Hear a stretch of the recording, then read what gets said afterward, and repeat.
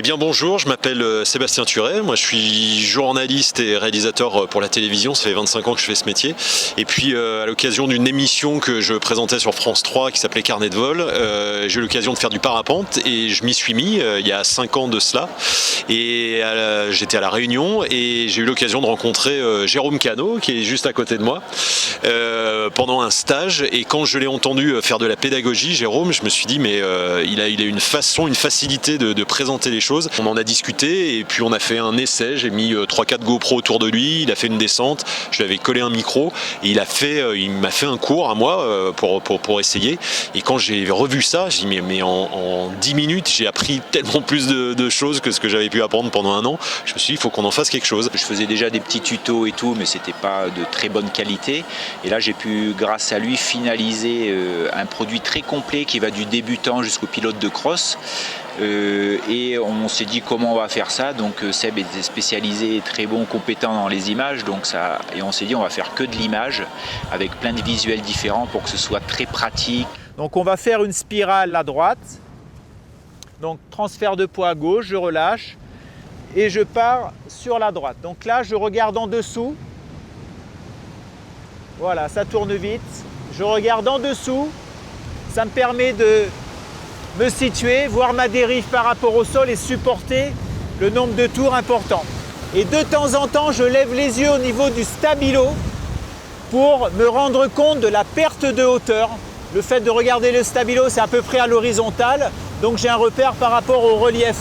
Donc je me rends compte de ce que je perds en hauteur. Il y a 11 heures de vidéos montées qui sont séquencées en 20 chapitres en fait. Donc ça part du pliage, ça part du parachute de secours, les incidents de vol. Il y a vraiment tous les thèmes qu'un pilote doit aborder en fait. Ça s'adresse aux débutants qui vont apprendre, ça va leur mettre un support, un complément par rapport à ce qu'ils vont apprendre en école avec leur moniteur. Ça permet aussi des pilotes qui volent longtemps et qui n'ont plus fait de formation, de stage, de journée de stage depuis pas mal d'années, de revérifier un peu où ils en sont techniquement. Parce qu'ils n'ont plus fait de stage, par contre ils ont fait évoluer leur matériel, ils ont fait évoluer leur pratique, mais souvent un peu avec les techniques qu'ils ont appris tout au début. Et ça a changé ou ça a évolué.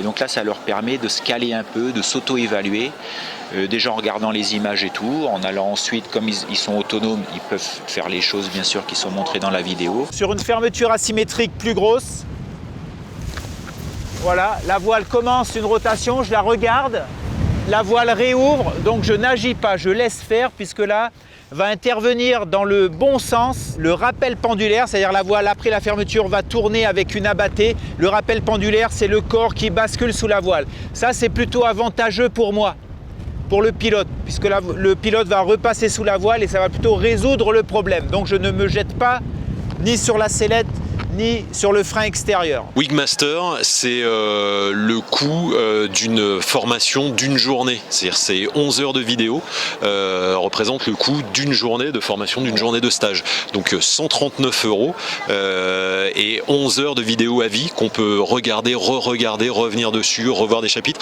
Il y a des chapitres qui font 1 heure. Par exemple, il y a le gonflage au sol qui est très détaillé avec énormément de techniques qui dure 1 heure, qu'on ne peut pas absorber comme ça en 1 heure. Donc on va regarder 10 minutes, puis aller 10 minutes plus loin, puis revenir en arrière, faire un arrêt sur image. Donc c'est un produit qui a une durée de vie gigantesque. Là, je vais vous montrer le décentrage qui va petit à petit nous amener à la voile en bord de fenêtre. Donc là, me recentrer, c'est-à-dire je pars sur ma droite, je m'oppose à la voile pour la garder près du sol. Et là, c'est ce qu'on appelle le bord de fenêtre. Elle n'a pas de puissance. Ma seule action est de ce côté-là. Je résiste à ma voile.